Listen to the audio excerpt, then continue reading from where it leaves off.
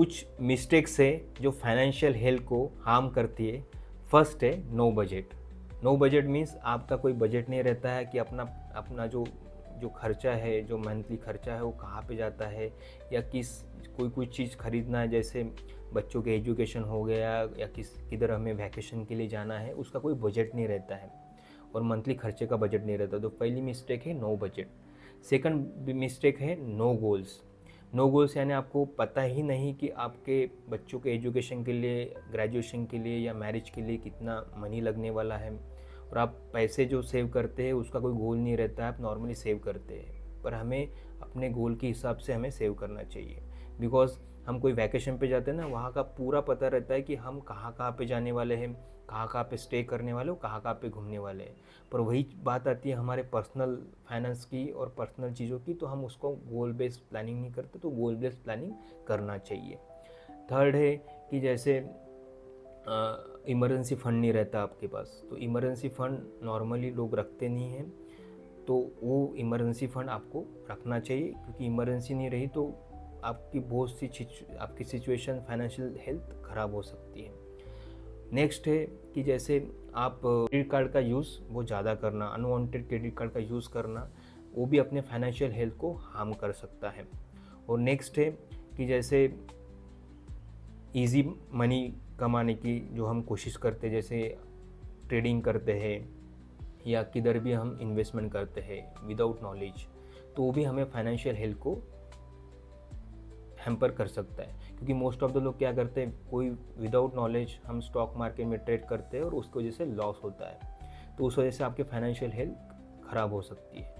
Next है कि insurance को हम एक्सपेंसेस समझते हैं। जैसे हम हेल्थ इंश्योरेंस हो गया, तो हेल्थ इंश्योरेंस में क्या होता है कि हम जो प्रीमियम भरते हैं 15-20 हज़ार जो कुछ प्रीमियम आता है फैमिली को, उसको हमको एक्सपेंस समझते हैं और हम इंश्योरेंस नहीं निकालते हैं, इंश्योरेंस नहीं निकालते।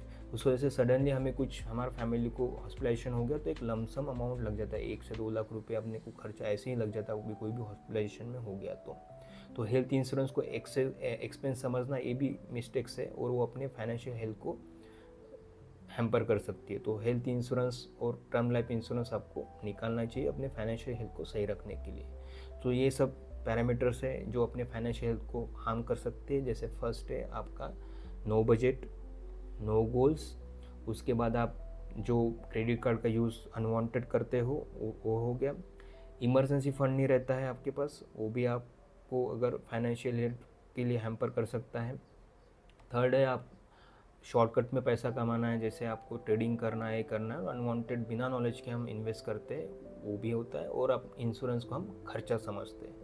तो ये हो गया फाइनेंशियल मिस्टेक्स जो जो हमारी फाइनेंशियल हेल्थ को हार्म कर सकती है, वो है। हम अपनी हेल्थ स्ट्रॉन्ग रखने के लिए एक्सरसाइज करते हैं, हम अच्छे डाइट्स खाते हैं, अच्छे वेजिटेबल्स खाते हैं, फ्रूट्स खाते हैं, वैसे ही फाइनेंशियल हेल्थ को स्ट्रॉन्ग करने के लिए और स्टार्ट करने के लिए हमें क्या करना चाहिए।